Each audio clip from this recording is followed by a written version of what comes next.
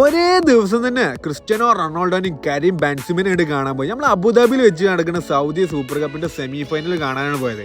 രാത്രി 9 മണിക്ക് അൽവാദ സ്റ്റേഡിയത്തിൽ കരീം ബെൻസിമന്റെ അൽ ഇത്തിഹാദും അൽ വഹദും തമ്മിലുള്ള സെമി ഫൈനൽ കാണാൻ പോയി. കളി തുടങ്ങി 1-ാം മിനിറ്റ് തന്നെ കരീം ബെൻസിമന്റെ ഗോൾ. ആ കളി 2-1 കരീം ബെൻസിമന്റെ അൽ ഇത്തിഹാദ് ജയിച്ചു. അത് കഴിഞ്ഞിട്ട് അൽ ഹിലാലും അൽ നാസറും കാണാനുള്ള കളിക്ക് നമ്മൾ അൽ ജസീറ സ്റ്റേഡിയത്തിലേക്ക് പോയി. രാത്രി 11:30 ആയതുകൊണ്ട് തന്നെ കുറച്ച് ടൈമുള്ളൂ.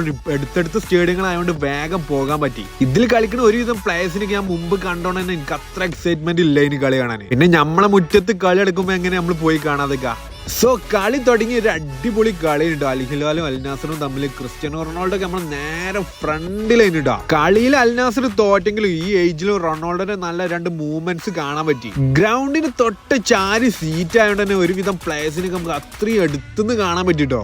ഫസ്റ്റ് ഹാഫിൽ 2 ടീമിനും ഗോൾ അടിക്കാൻ പറ്റിയില്ലെങ്കിലും സെക്കൻഡ് ഹാഫ് തുടങ്ങിയൊക്കെ അൽ ഹിലാൽ ഗോൾ അടിച്ചിട്ടോ. സാലം ദോസറിന്റെ ഒരു അടിപൊളി ഗോൾ.